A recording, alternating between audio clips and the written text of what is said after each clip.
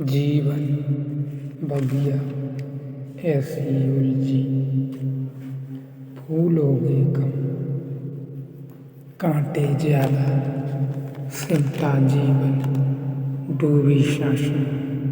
आना है तो अब भी आ जा, यदि आपने अभी तक अंतिम अध्याय नहीं देखा है तो मैं आपसे फिर विनती करूँगा कि कृपया करके अंतिम अध्याय देखें। बिना अंतिम अध्याय देखे इस अध्याय को समझ पाना मुश्किल है, या बिना अध्याय देखे आप इस अध्याय को ना ही देखें।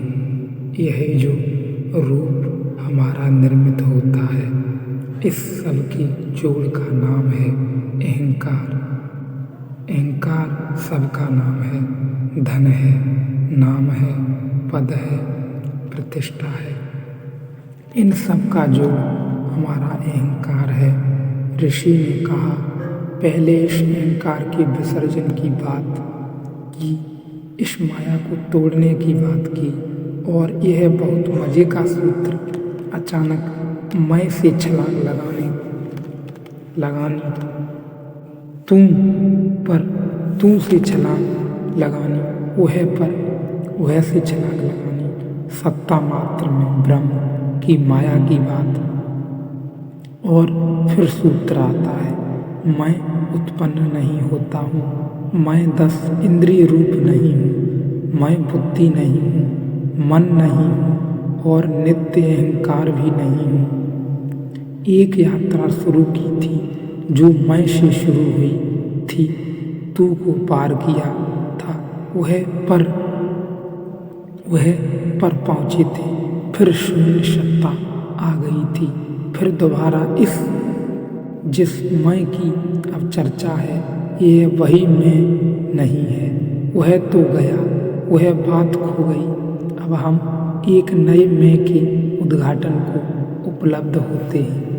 यह वह मैं है जो तभी दिखाई पड़ता है जब जिस मैं को हम जानते हैं उसे विसर्जित कर देते हैं।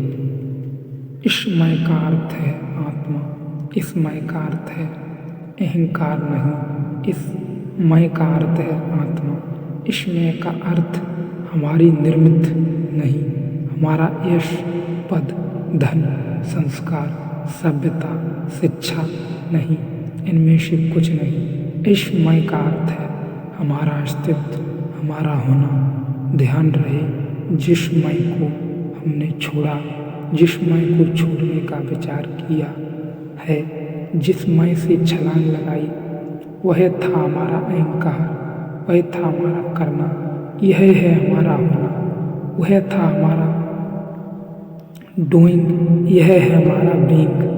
तो करने और होने के थोड़े से फर्क को समझ लें तो इस दूसरे में की झलक स्पष्ट हो सके। कुछ तो है जो हम करते हैं, अगर न करें तो वह नहीं होगा। जैसे अगर मैं शिक्षा ग्रहण न करूं तो मैं शिक्षित नहीं हो पाऊंगा। अगर मैं एक भाषा बोलना न सीखूं तो वह भाषा मुझे नहीं आएगी। अगर मैं वैज्ञानिक बनने की चेष्टा करूं तो वैज्ञानिक बन जाऊंगा। अगर मैं लोहार बनने की चेष्टा करूं तो लोहार बन जाऊंगा। मैं कुछ करूं तो बन पाऊंगा, लेकिन कुछ मेरे भीतर ऐसा भी है कि मैं कुछ भी न करूं तो भी मैं भी हूँ। कम से कम मेरा होना तो मेरे करने के बाहर है।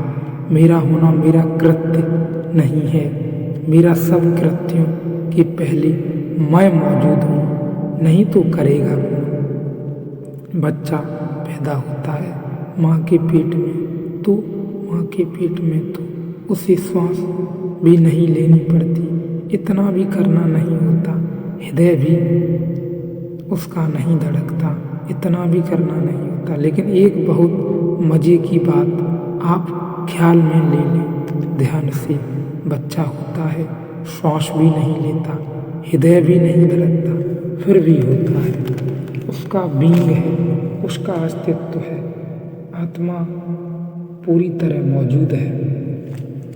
शरीर शास्त्री इस सवाल को निरंतर उठाते रहे हैं कि हम कब से जीवन का प्रारंभ माने, कब से। अगर हम समझते हैं कि श्वास के टूटने से जीवन टूटता है, तो श्वास के शुरू होने से जीवन शुरू होता है। तो बच्चा जब पैदा होकर पहली चीख मारता है और पहली श्वास लेता है, चीख मारने का मतलब केवल इतना ही है कि चीख वह धक्का है जिस धक्के के साथ बच्चे की हृदय की धड़कन और श्वास की गति शुरू होती है। यंत्र काम शुरू करता है। बच्चे ने पहली श्वास ली, उसका यह पहला काम है। पहली चीख मारी, यह उसका पहला काम है। लेकिन सवाल यह है कि इस चीख मारने के पहले भी बच्चा था या नहीं। अगर नहीं था तो चीख मारेगा कौन? और अगर नहीं था तो यह सांस पहली भी कौन लेगा? था, अन्यथा यह घटना थी। घटना भी नहीं घट सकती। तो वह जो होना है सांस लेने के पहले भी वह बीइंग है, वही होना है, वह हमारी सत्ता है, वह हमारी आत्मा है। इसको दूसरी तरफ भी फैला लें। इस मामले में शायद शरीर शास्त्री मुझसे राजी भी हो जाएं कि यह बात ठीक है, संगत है कि अगर श्वास लेने के पहले वहाँ मौजूद ही न हो अस्तित्व, तो श्वास कौन लेगा? लेकिन दूसरी तरफ शरीर शास्त्री को और मुसीबत होगी। अब मैं कहता हूँ कि जब श्वास टूट जाती है तब भी वह तो मौजूद ही रहेगा। तो श्वास लें, यह लें पहले था, उसका श्वास के टूटने से क्या लेना देना? वह श्वास के बिना भली भांति था, तो श्वास के बिना भली भांति हो सकता है। आपका पहला तर्क बिल्कुल आसानी से समझ में आ जाएगा कि श्वास लेना कौन अगर पहले मौजूद न हो। दूसरा तर्क भी इतना ही महत्वपूर्ण है कि श्वास छोड़ेगा कौन अगर भीतर कोई श्वास के अतिरिक्त मौजूद न हो। लेकिन दूसरा इतनी आसानी से समझ में नहीं आएगा। लेकिन पहला अगर आ जाता तो दूसरे में कोई अड़चन नहीं है। तो हमारे भीतर एक विभाजन को स्पष्ट कर लें। कुछ तो है जो हमने किया है, इसलिए जो आदमी जितना करता उतना अहंकारी होता। तब तो यह भी कहा जा सकता है कि धन्य हैं वे जो परम आलसी हैं, क्योंकि उनके पास बहुत करना तो होता ही नहीं जो वे अहंकार बना लें। लेकिन मन बहुत कुशल है, वे अपने आलस्य को ही अपना करना समझ सकते हैं। वे कहते हैं कि हम विश्राम कर रहे हैं। जो भी हम करते हैं उससे हम अपने मैं को मजबूत करते हैं।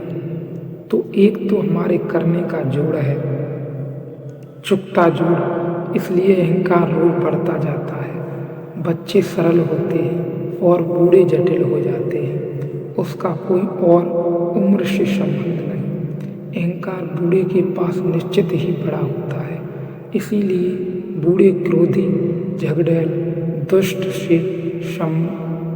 से सब हो जाते हैं। ये सरलता से हो जाते हैं। इसमें कोई ऐसा नहीं है कि जो अभी बच्चे हैं वे कल नहीं हो जाएंगे, वे कल ऐसे ही हो जाएंगे।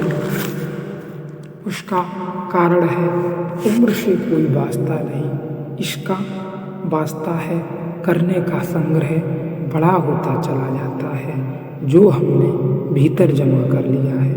बूढ़े ने इतना किया है हिसाब नहीं, इसलिए बूढ़ा सदा से अपने करने की ही बात करते रहते हैं कि मैंने यह किया, मैंने यह किया।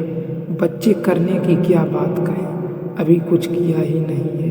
अभी सिर पे है, श्वास ली है, हाथ पैर हिलाए हैं, इससे कुछ बड़ा अहंकार निर्मित नहीं होता।